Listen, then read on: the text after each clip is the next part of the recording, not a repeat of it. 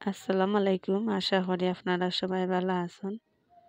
তো আলহামদুলিল্লাহ আমরাও ভালো আছি। প্রতিদিনের মতো আজকে একটা নতুন ভিডিও নিয়ে আপনাদের মাঝে আইছি। ইনশাআল্লাহ স্কিপ না কইরা আমার ফুল ভিডিওটার লগে হবে আপনারা কাছে ভালো লাগবো। আর এই যে ভিডিওটা দেখরা এটা কিন্তু আমার অনেক দিন আগের একটা ভিডিও। তো তখন কিন্তু আমার অনেক মাছ আছিল। তো আমার মানে বাবাটা কিন্তু অনেক ছোট এখনো। আর আমার বাবাটা মাশাআল্লাহ অনেক মাছ আনছে। তাও ছোট মানুষ ছোট ছোট মাছ আনছে। বড় মানুষ যারা যারা আছেন গ্রামের তারা কিন্তু বড় বড় মাছ মারছে। আমরা কিন্তু বন্যার পানিতে অনেক মাছ আইছিল। তো যারা মাররা আছেন কিন্তু তারা মারছেন। আর তার বাবা তো অসুস্থ যার কারণে বড় মাছ বা পানিতে এটা লামও হইছে না আর এটা মারাও হইছে না। তো আমার ছোট ছেলেটা যাই হোক আলহামদুলিল্লাহ আল্লাহ কাছে লাখ কোটি শুকরিয়া। সবে আমার বাবাটার লাগে দোয়া করবা। আমাদের কিন্তু গ্রামের কিন্তু ছেলেরা কিন্তু মানে অনেক সাহসী। তারা তারা অনেক ছোট থাকতো। তারা চেষ্টা করে যাতে সংসারের আল ধরতো। তো এই শিক্ষাটা কিন্তু মানে আমরা কাছ থেকে আমরার ছেলে মেয়েরা পায়। তো তারারে আমরা মা হলে একটু সাহস দিতাম। তবে ঠিক আছে আমরা মা হলে ভিতরে একটু ভয় লাগে যে কোনো সময় আর এই যে পানি মাঝে লামা এটা বাচিন করে দেওয়া বা মাছ মারেন একটু ভয় লাগে। তারপরেও কুদ্দা করা নাই। এটা মানে অভাবটনে একটু সংসার থাকলে একটু সাহস এটা বাচিন করে দিতে হয়। তো মাশাআল্লাহ যাই হোক অনেক সুটকি হয়েছে আমার। আপনার তো লাগলে আমার কমেন্টের মধ্যে জানাইবা। আমি আপনাদের দেওয়ার চেষ্টা করব। তো আমরা আসলে গ্রামের বউ হলো অনেক কিছু আমরা চাইলে করতাম পারি। আর আমরা অনেক সঞ্চয়ও করতাম পারি যদি আমরা চেষ্টা করি। তো আমরা যদি হাঁস ফালি মুরগ ফালি গরু ছাগল ফালি তো এটা থেকে কিন্তু ভালো একটা ইনকাম হয়। আমার কিন্তু একটা সময় আছিল আমার অনেক হাঁস আছিল মুরগও আছিল। তো এটা এখন বর্তমানে আমার কোনটাও নাই। আমরা যখন মানে বন্যাতে একটু বেশিও আইছিল আপনারা অবশ্যই জানেন যারা আমার ভিডিওগুলা দেখছেন।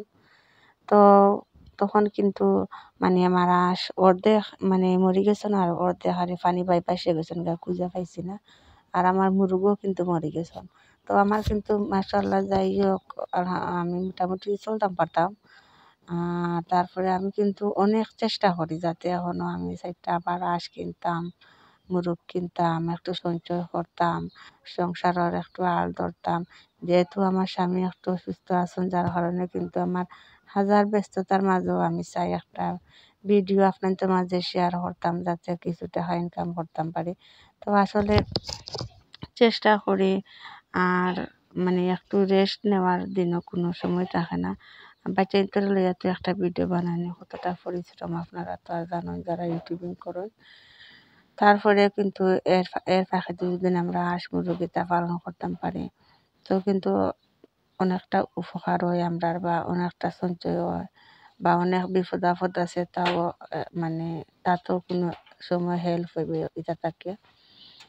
তো কিতা করবো আসলে আমার বর্তমানে মানে কোনো একটা পরিস্থিতির কারণে এটা আর কিনাও না আর কিনতামও পারি আর না।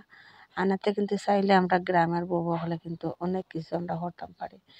আমরা যে আমার বেলাও না আমার যে 5টা সন্তান আছে তারা অনেক ছোট ছোট। আর অনেক ফ্যামিলির দেখছি 1টা 2টা সন্তান থাকলে মা হলে কইবা যে আমরা বাচ্চান পালতাম না এক্সট্রা কাম করতাম। আসলে এটা ঠিক না।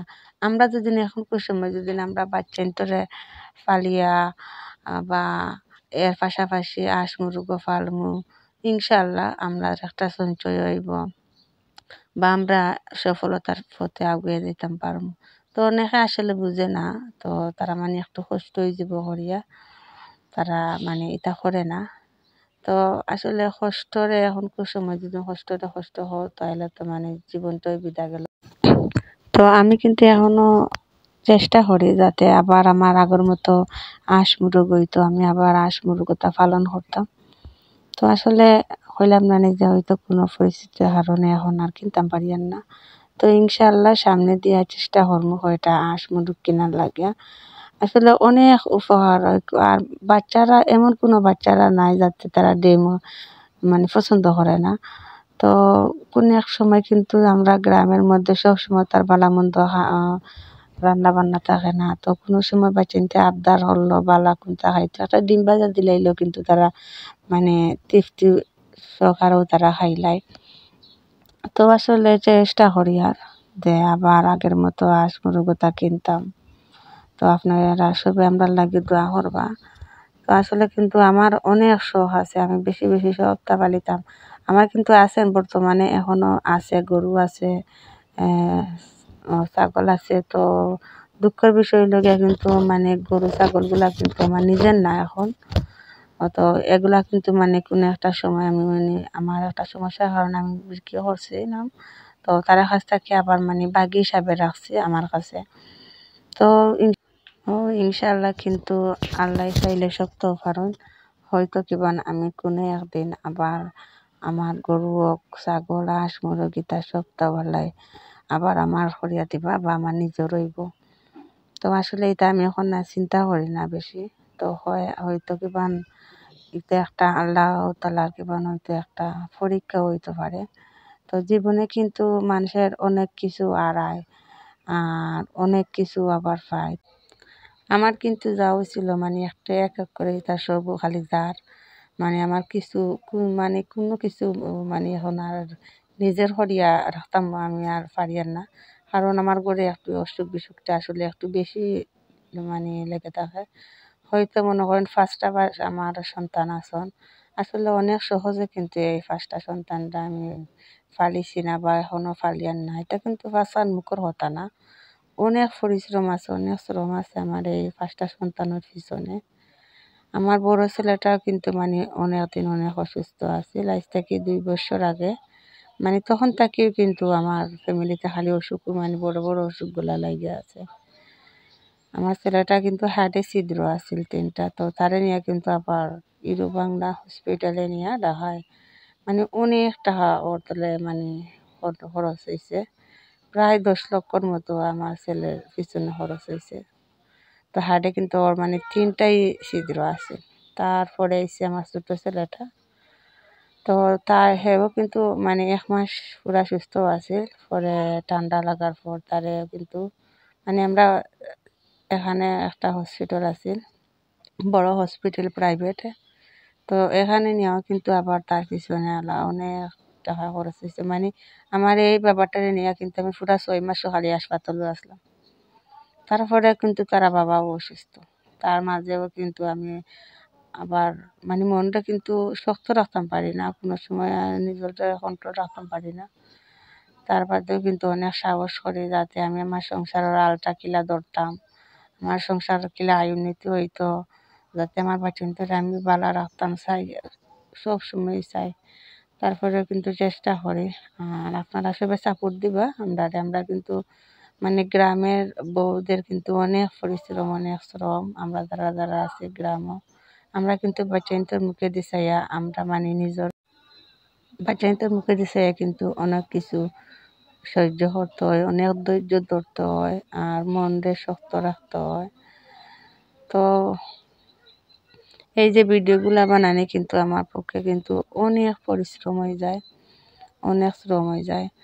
তো তারপরে কিন্তু আমি এই ভিডিওগুলা আমি আপনাদের মাঝে আরও ভালো করিয়া সুন্দরভাবে উপস্থাপনা করার চেষ্টা করি, যাতে আপনারা একটু ভালো লাগে। তারপরেও কিন্তু আপনারা কোনো সময় অনেক আছে স্কিপ করে দেখুন, কোনো সময় লাইক দেন না, তখন কিন্তু আসলে মনটা খারাপ হয়ে যায়। আপনারা যদি উৎসাহ না দেন বা আপনাদের পুরা ভিডিও না দেখেন, তাইলে কিন্তু আর ভালো লাগে না, আর একটা ভিডিও বানানোর উৎসাহটা থাকে না। আর আজকে ভিডিওটা কিন্তু আমি অনেক গল্প করলাম আপনাদের সাথে। আর এখানে আমি কদ্দুর বাকল ভাজি করছি, আপনি তো খালি বক বক করি আর হইলে কিতা রান্না করি আর এখানে আর হইয়ার না। তো এখানের মাঝে আমি কদুর মানে বাকল হয়, আমরা সিলেটি ভাষায় অনেকে কুচা হয়। তো কদুর বাকল আমি ভাজি করছি। তো আমার কিন্তু খুব প্রিয় একটা খানিকটা মানে এই সময় কিন্তু এই ফানি হদু থেকে কিন্তু আমি বাজিটাও একটু বেশি খাই। তো আপনাদের লাগে আজকে একটু শেয়ার করলাম। আর আমরা গ্রামের কিন্তু এইরকমই সাধারণ রান্না বান্না। আমার কিন্তু ভিডিও মাঝে এত কোনো আহামরি কোনো বালা কিন্তু রান্না নাই। আমি যেটা সবসময় রান্না করি আপনাদের লগে চেষ্টা করি। তো আপনারা সবাই ভালো থাকুক, সুস্থ থাকুক। আর